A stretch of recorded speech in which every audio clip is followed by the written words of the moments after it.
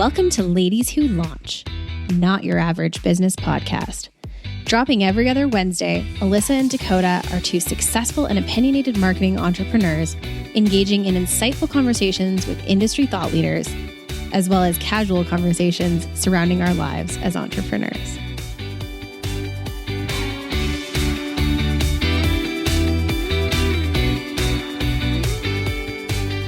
Welcome back to another episode of Ladies Who Launch. We've been at this for the last 2 hours, and we're going to pretend like that's not the case. Right. We are just going to talk like we are fresh and fancy free. And yeah, well, we are, I don't know. We really need, and I think we brought this up before, we need an Instagram channel that is just the behind the scenes of this chaos. So because ridiculous. I think that's the better part than the actual podcast is just our complete and absolute chaos. We do have footage of the chaos. We just haven't had the balls to, or the lady parts to what am I trying to say? I don't know. We're tired. To release it. Release? Yeah. Well, and we do have a YouTube channel. There's nothing currently on it, but that is the next stage, is that you're going to see our actual chaos on YouTube and how we record these Ladies Who Chaos. Because apparently we think we're Dax Shepard now and should have our own. Welcome to another episode of Armchair Expert. I feel that we need our radio voice. Is that a good radio voice? Okay, we are clearly off track. Moving on. So one of the things I will say that I think is the most hilarious thing ever. I don't love the sound of my own voice, and I've never loved the sound of my own voice when I'm talking. Singing, whatever. I have had so many people since we started this podcast like fall in love with my voice, which has been a huge compliment. It's like anytime someone hears the cast, you have such a soothing voice. Wow, your voice is so sexy. I don't see it. I know. I get I get the comments on my voice too. I mean, wow, let's just take it. Let's just not be awkward. Yes. Okay. We'll just take the compliment. Yeah. It's funny though, because I think I mentioned this on before that, I used to have, when I did more direct media relations in my career, and I was, when I was at Heritage Park in particular, I was on camera and on radio a lot. And I remember I used to tape these weekly segments with the arts reporter, who's now since retired, at CBC. And she would have me in once a month to do a recording for the next 4, whatever. And both she and the program director at the time both asked me if I wanted to work in radio. And I said, no. You do have a radio voice. But yeah, it is sort of radio-esque. And I remember the guy that used to work remember when Shaw TV had its own channel? Oh my God, I had a couple clients on there. Yeah. I will recall. Yeah. I used to do a lot of stuff on Shaw TV. And the video guy that they used to have there, I forget his name, he told me that I should get into media and have a radio voice. And well, now you do. Well, yeah, I've just made it my own. I didn't have to go to some crappy-ass station in Moose Jaw to work my way up the radio landscape. But should we start a band? Oh my God, totally. Oh my God, we should do it. I think we should. I think we totally should. I have guitars downstairs that I never play that we should use. I can play a mean right-handed piano. Oh my left hand is always a bit sketch on the piano, but I do a good right-handed piano. I'll just be your left hand if you be my right hand. It's kind of how we live our lives, isn't it? Yeah, I think this is how we get through our day. Okay. Anyway, this is quite the episode. This is my favorite part of our episodes. So we are here today to talk about... And no, we're not drunk. We're just high on life. Yep. That or Vyvanse for me. Right, the Vyvanse.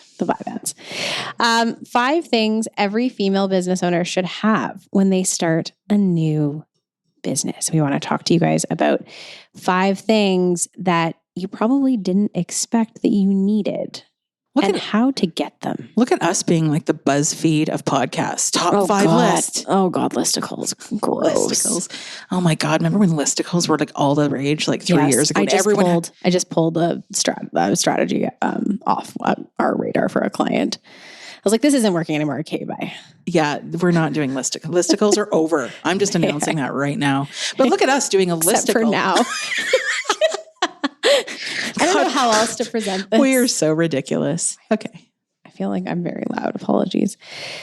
Okay, everybody. So these are actually some pretty good points. And things that Alyssa and I definitely have proof within our businesses for using these pieces. So these things, they're not necessarily things, they're more tips. And so I'm going to kick it off with when you're starting a business, one of the first things you're going to want to look at within like your leadership skills as a business owner or somebody who manages other people is intuition, in the sense that having a strong intuition about the kinds of clients you want to work with, the kind of work that you want to work on, and also strong intuition just in the initial stages of putting your business together, whether it's fitting, whether it feels good, whether an investor is the right fit, that kind of thing. These are all, intuition to me is very important.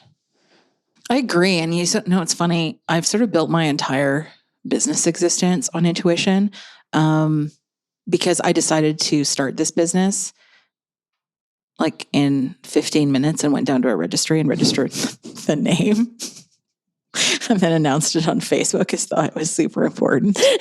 Amazing. But yeah, that's been my whole business existence, is just whatever feels good at the time. I can honestly say that in 9 years of business, I've never had a full business plan ever. Neither have I. I can't be bothered. Anywho, intuition is basically the existence of my business. One of my great assets, I would say, is that I'm a very good read of people, and I can very much get a sense of who people are right away. So I can determine if it's people like, there's like, you. I don't know. We're in the inner city of Calgary, and there's like horns and crap going on outside. I'm again, like squirrel, distracted. Calgary's turning into New York. It's fine. It's fine. Just listen to the horns and stuff. Manhattan.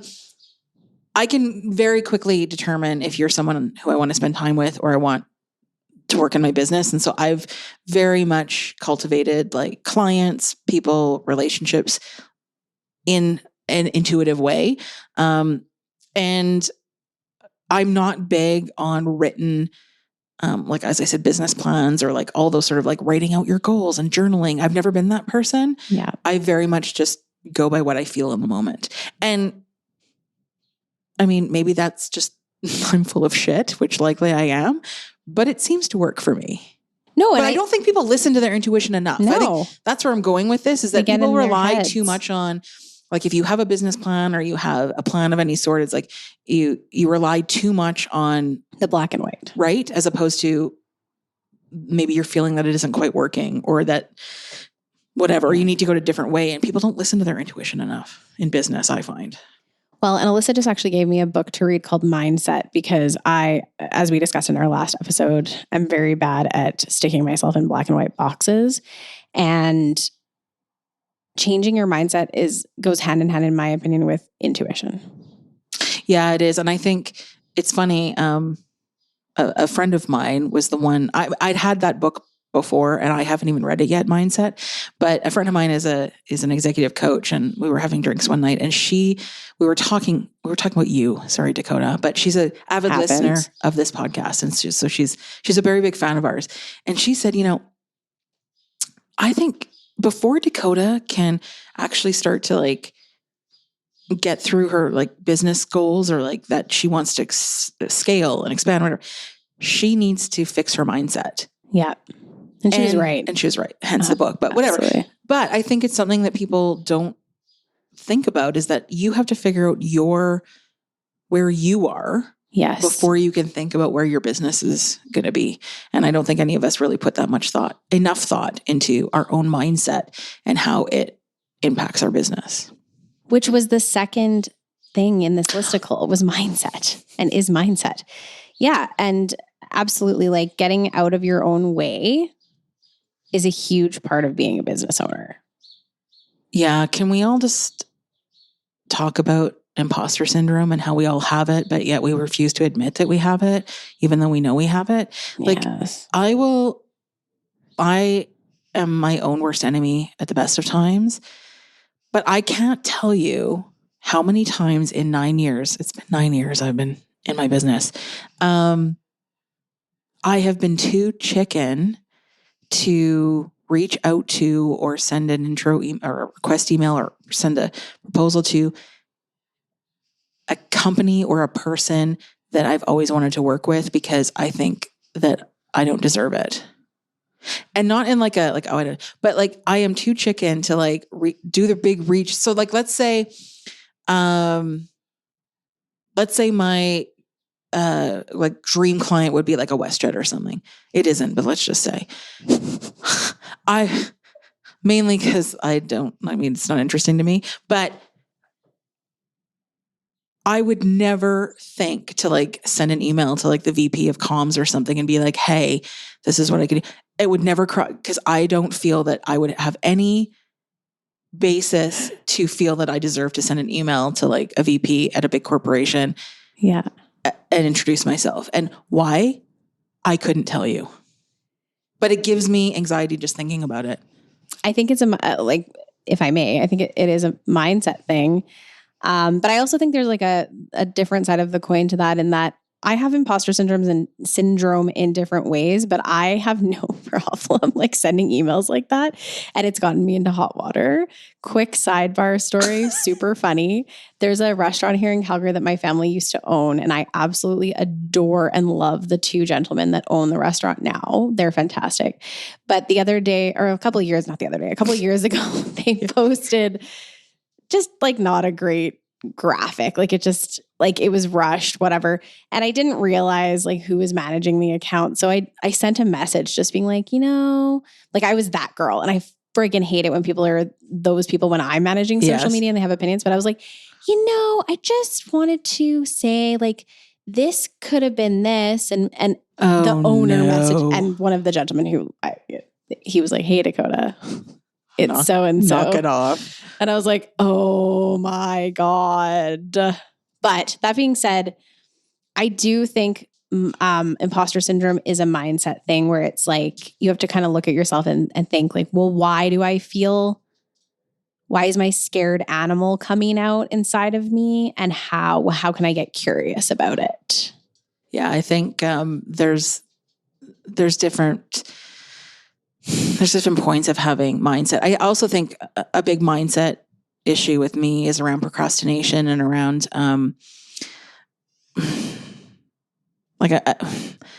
when things start to sort of overwhelm or whatever, I just sort of like become paralyzed in the overwhelm. And those are kind of things that I have to that's the word I'm looking for. I have to like physically sort of get myself out of because that mindset really starts to take over. And so I have to really work my way out of that feeling of paralysis with just getting stuff and done and that sort of stuff. But no. And that's a huge problem of mine as well. The paralysis, especially when I'm overwhelmed. Something that I want to give to our audience and to you that I learned in therapy the other day is something called anchoring. Now, this isn't for everyone, but it's very similar to kind of like Alyssa does something where she like boxes her work projects together. What was I block time blocking. So one of the things when you are someone who gets anxious and overwhelmed is sometimes you can't compute time like other people can. And so a couple of things that apparently work are putting on like a timer for 20 minutes to focus in. But if it's like a list thing, I have two resources for that. One is anchoring and one is another girlfriend of mine does this like sticky note thing. So with the sticky note thing, what you do is you take your bigger list and you condense it into 3 to 5 things max that you pop on a sticky note. Then you put your bigger list away. You chew on the 3 to 5 things, take a break, 30 solid minute break to watch an episode of something, jump on social media, but do something that's going to actually calm you down and relax you rather than just give you more data that's going to overwhelm you. And then you go back and you pick 3 or 5 more things. Anchoring is similar, but it has to do with selecting an anchor that makes you come back to and focus on that thing. So if you are like a digital marketer or like a laptop user, you could use tabs. So like for me, I have one tab open at all times with all my social media channels. But then when I'm not working on that, I close it, because if I'm trying to focus on emails or a project and social media notifications are popping up, I literally like want to cry. So compartmentalizing and anchoring, and then focusing on one anchor at a time or one sticky at a time. Yeah, I think that's a good tip. I find that that's one of the things I did with my phone, and I don't have any notifications on my phone. I don't have email notifications. I don't have any social media pop-ups. And I get no notifications on my phone, because that's my biggest pet peeve, is when I'm out and about or if I'm working on my laptop. I don't have any notifications on my laptop either. Is that if those things pop up, it immediately just takes you like off whatever you're working with. And I found that I removed a lot of social media apps off my phone completely, so I'm not tempted to look at them all the time, like Facebook and Twitter and all that stuff. I just took off my phone so that because I found that I was just ended up wasting so much time just scrolling my phone all the time, which then exacerbates my paralysis, because then I get more overwhelmed, because as I'm mindlessly scrolling my phone, there's like 4 other things that have happened. Yeah. Right. Exactly. Then it's like oh, forget it. The whole day's ruined now. So whatever. But having a clear sort of morning and evening routine, I think it helps too. And how you sort of start your day and how you end your day makes a huge difference in sort of being able to handle your in the day activities. Yes. Well, and to Alyssa's point, one more thing as well, like hiding your phone. I hid my text messages, my emails, and my phone into a separate box on my phone the other day and put it off my home screen. And then now when I see like a missed call or like 10 text messages, I don't see them initially. Like I can go onto my social channels and do my work without seeing that.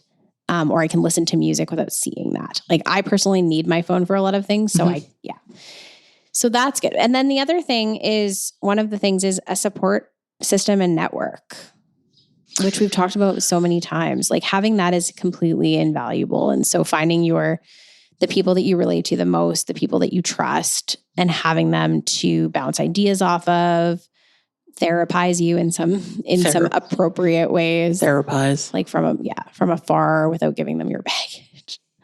Yeah, I think, and it's funny, just before we started recording, this episode, we were talking about the feeling of isolation and loneliness that can come when you're working for yourself. And even if you're working for a corporation, but you're remote and things like that, as much as we love the flexibility and love all of that, sometimes can be super isolating. So it's really important to ensure that you have a support system and a network that you're able to access, call up when you're feeling that, because quite honestly, we all feel that way. And especially when you're running a business and all of that kind of stuff, and you can just sort of feel like, I'm the only one that's struggling with this. And then you realize that you're not. Yeah. But we talked about in the last episode about vulnerability and having safe spaces to have discussions with friends, colleagues, etc. And I think that plays into this network too, is that in having a good network is not just having a good network that we're going to go for drinks and talk about work, but it's all just like surface shit, that you have like your inner people that you can really shoot the shit with and be like, okay, this sucks. Like I need help with this. This is not, because if you don't, then as we were just saying, like you become paralyzed by all of it. And then you don't even, you're past the point of even knowing to ask for help. Yeah, absolutely. And that's not a good place to be in. No. And then that leads me to persistence. I think you need persistence as a business owner, and unfortunately, as a female. Yes. You need that constant fire in your belly. And goes back to your intuition, right? Like if something doesn't feel right, how can you get that fire back? Yeah. And I think, when I talked about the imposter syndrome and not feeling like I deserve to reach out to big potential clients or things like that. I also struggle with, if I did do a proposal to a prospective client or whatever, and I don't hear back or I don't get follow-up or whatever, I don't persist in sort of that, like I lack that persistence and sort of the follow-up and finding out, did you read it? Did you look at it? Is there questions you have? All of those sorts of things. And I think it's funny, like in comm school or PR school, when you talk about like media pitching and things and how you have to be persistent and follow up and all that stuff. I'm terrible at that too, by the way.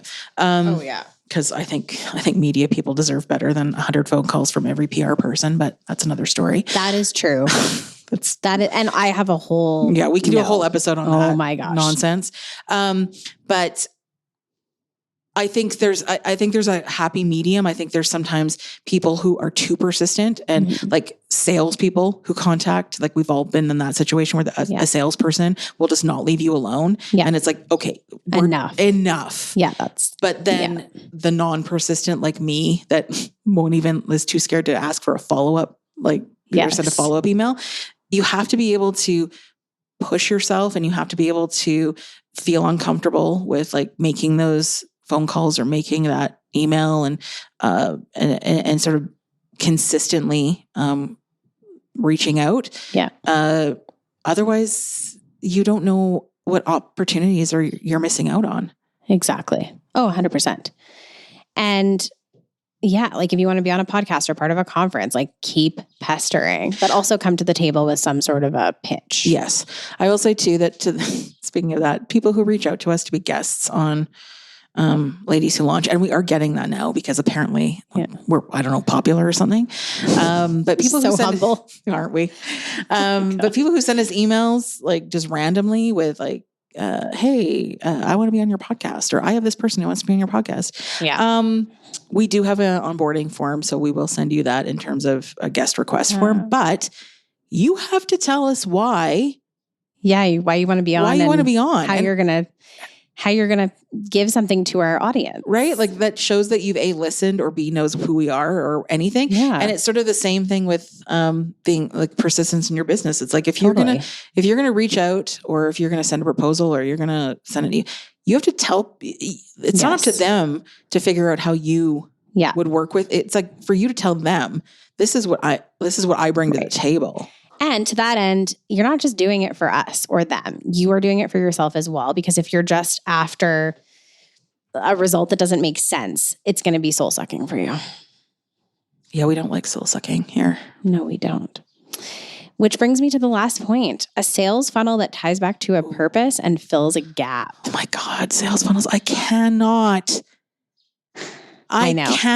with the sales funnels. And maybe it's not, and I'm not saying it's a traditional sales funnel. I'm not sitting here talking about. I'm going to be totally like completely honest right now. I don't even really understand what a sales funnel is. And even when I tell clients that they need a funnel I don't really know what it means. Oh my gosh. That's amazing. Isn't it? I love that. No one hire me, clearly. No. Stop. So what I mean by that, I don't work in that sort of digital landscape, so it's fine.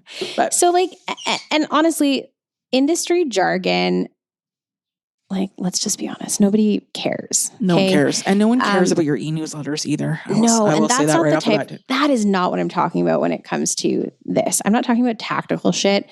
What I'm talking about is, what is your customer journey? Like, what are you offering people? And what is your purpose that's going to make you want to do this every day and get out of bed? That is the funnel. See, that's what I can get behind. That I'm talking about. See, I should have just let you talk instead of jumping into the authentic. Into the having a sales funnel where you give away a freebie and they have to get your email, and then they're on your email list, and you're sending out stupid e-newsletters every week, and that somehow results in sales. It doesn't. No. The only e-newsletter I pay attention to is my daily 2 e-newsletters from this dating coach dude I follow, and Mel Robbins. Oh, Mel Robbins. Atlanta.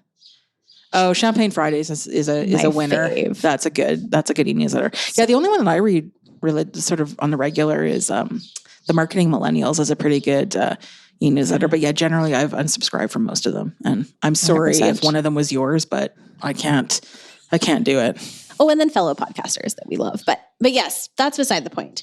Fill a gap, tie it to a You're purpose. just such a hot mess today. And that is our listicle. As I pull pimple patches off my face. Yeah, you have no idea what is going on behind these microphones. It is just a whole kettle of what are you doing? You know what? I don't know what the F is happening with my skin, but it is a disgusting hot mess. And I have never had this many zits before. And now I put these Band-Aids on. Do those even work? Yes, they suck all the junk out of your face. It's disgusting. Yeah. See, they're healing already. It's beautiful. I can't even. Feels so good. Well, this was the best podcast we've ever done. Oh my God. This is episode 87, and maybe we should just call it a day, because what is even happening? And that we actually publish these is even more astonishing. I love that I think that that's why we're awesome. Just saying. I will say that I get more feedback, and I'm sure you do too, on these episodes where we're just completely like out to lunch than actually anything that we say that is remotely educational. I agree. But we hope that you took something from our BuzzFeed listicle. From this listicle. And with that, we will see you next time on Ladies Who Launch. Thank you for listening to Ladies Who Launch. Join Dakota and Alyssa every second Wednesday for more conversations and interesting guests. Be sure to give us a 5-star rating and connect with us on Facebook and Instagram. If you send us a question, we may answer it on a future episode.